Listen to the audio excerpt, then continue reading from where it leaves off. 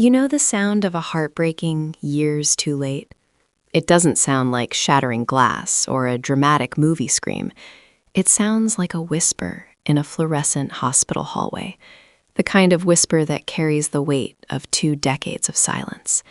And it came from my mother, Eleanor, 5 days after the accident that nearly took my brother, Owen. She was looking at me, really looking at me, for the very first time. And she said, "I don't know how you got so good at being needed." That's the hook, isn't it? The cruel irony of the neglected child finally becoming essential when the favorite collapses. Stop scrolling, because this isn't just a story about a bad mother. It's about how systemic favoritism warps the DNA of a family, and how sometimes the love you were desperate for arrives at the absolute worst possible moment, marinated in regret.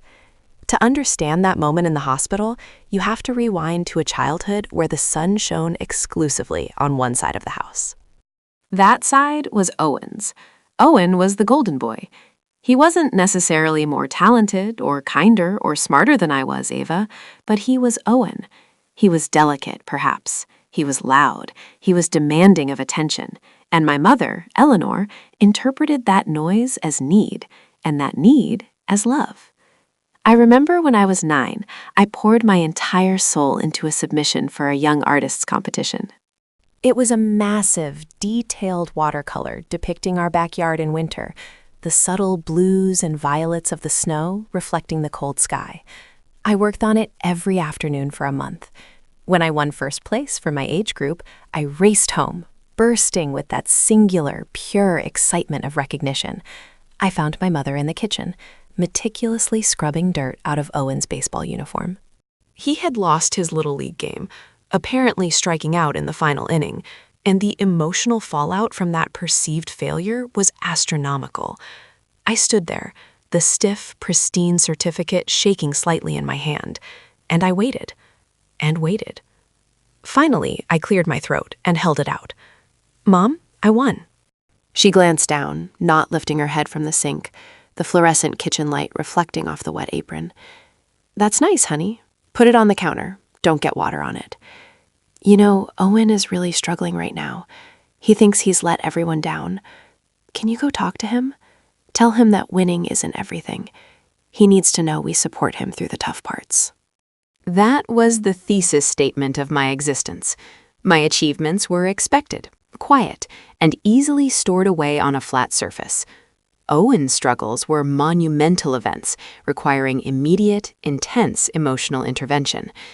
If I got an A, it was because I was just naturally good at school and thus required no praise or discussion. When Owen managed a C+ in geometry, my mother spent an entire week framing it as a heroic comeback story, celebrating his grit and perseverance with a special dinner, complete with a celebratory store-bought cake that read, "To our hardest worker." I never got a cake for a perfect report card.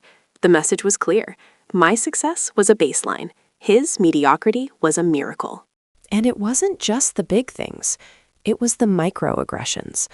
When I had a bad day at school, the time I was ruthlessly teased for my glasses, I came home crying, expecting the embrace, the validation, the fierce maternal defense you see in movies. Instead, my mother looked at me and said, "Well, Ava, you're so sensitive. You have to learn to toughen up." You can't let the world walk all over you. It wasn't comforting, it was corrective. It taught me that my distress was an inconvenience, a character flaw I needed to fix alone. A few months later, Owen fell off his bike and scraped his knee badly. It wasn't life-threatening, but it was bloody. The house transformed into an emergency room. My mother was instantly on the floor, cradling him, speaking in that soft, gooey, cooing voice I had never heard directed at me. She applied the antiseptic, blew on the wound, administered Tylenol, and then brought him a blanket and a tray of snacks to the sofa, where he was permitted to watch television for the rest of the day. As I watched her tending to him like he was a fragile piece of porcelain, I realized something chilling. My mother believed I was fundamentally strong, perhaps indestructibly so, and she interpreted that strength not as a gift to be nurtured, but as a justification for neglect. If I could handle it, why should she step in? Owen, poor sensitive Owen, clearly needed her more. I developed a sophisticated mechanism for self-soothing. If I was sad, I'd read. If I was stressed, I'd clean.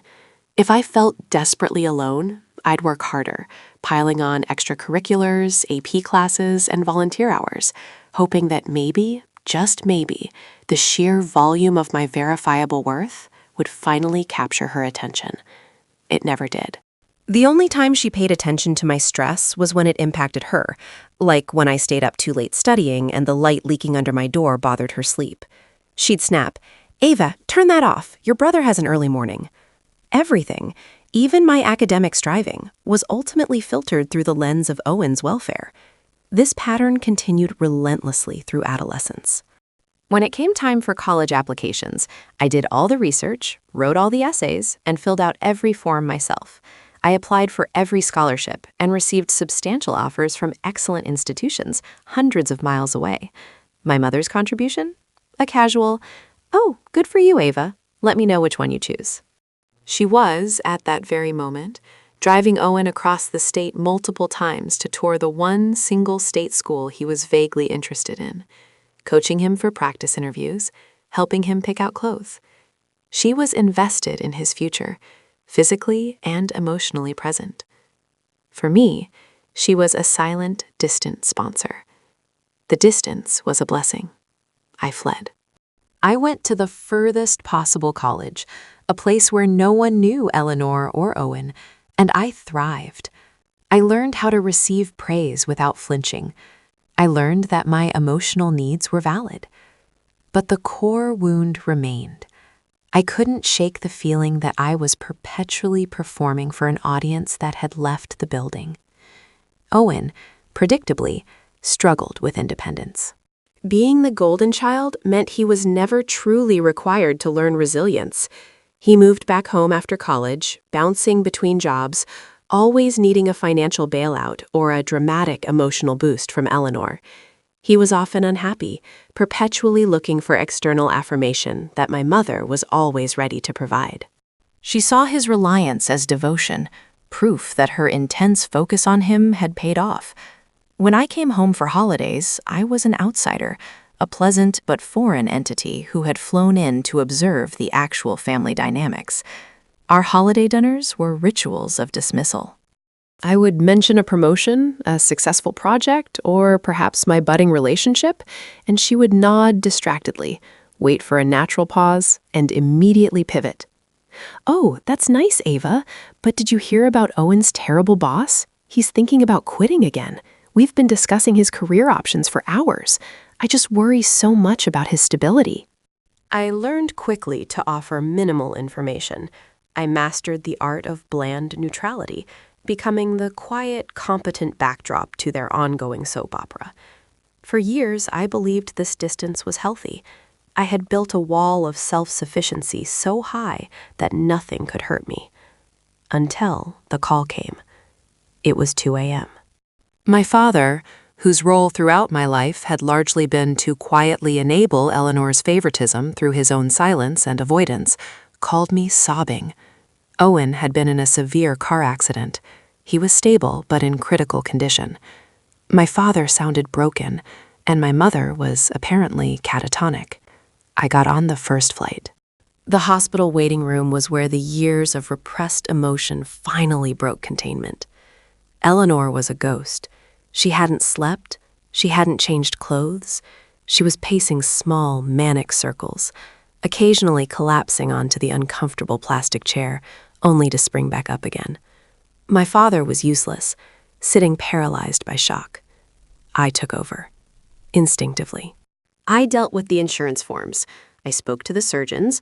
I organized the chaotic mess of family and friends who wanted updates.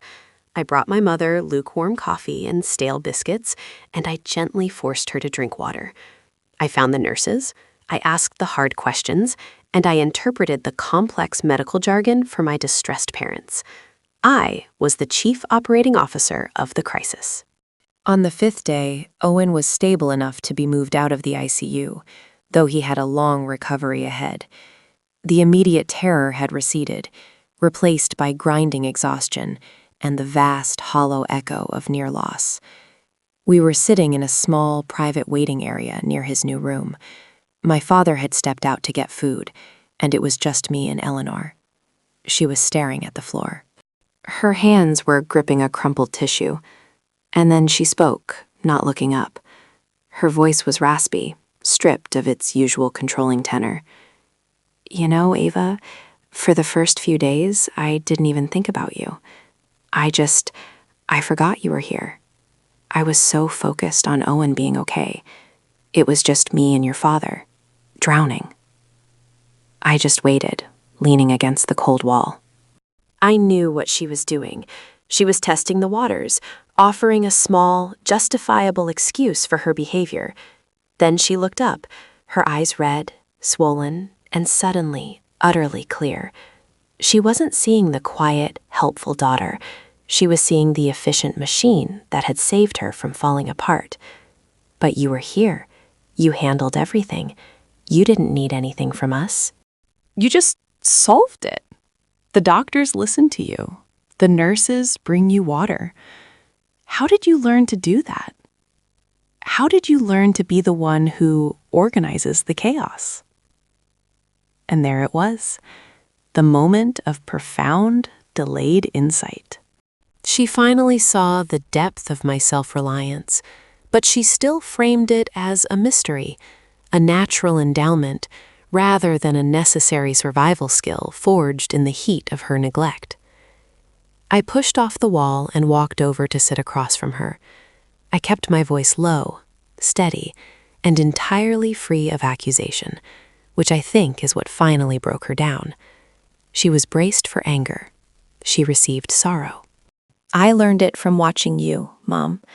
Except I learned the opposite lesson. I learned that if I had a need, it was my job to meet it. If I was organized, you wouldn't have to worry about me. If I was strong, you wouldn't have to prop me up. I was so careful not to be a burden that I became invisible. You taught me that the only way to earn peace was to be flawless and silent."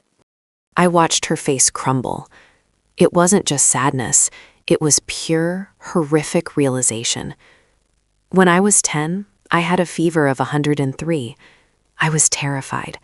You were taking Owen to a soccer tournament an hour away. I got myself out of bed, called the neighbor, and asked them to check on me. I didn't call you. Do you know why? "Because I heard you telling Dad that you couldn't miss Owen's game, and I didn't want to be the reason he lost that one moment of glory. I learned then that my health, my fear, my pain, it was all secondary to whatever Owen was doing that day. That day, I realized that to be loved by you, I had to be Owen, and since I wasn't, I had to stop trying." The silence that followed was suffocating. It was filled with the ghosts of ignored report cards, uncomforted tears, and solitary achievements. Eleanor started to sob, great wrenching noises that sounded like she was pulling history out of her lungs. "Oh, Ava, I thought you were just solid. You were always so independent. I told myself you didn't need the hand-holding." I focused on Owen because he was always failing forward, always needing a boost. I worried about him. I never worried about you.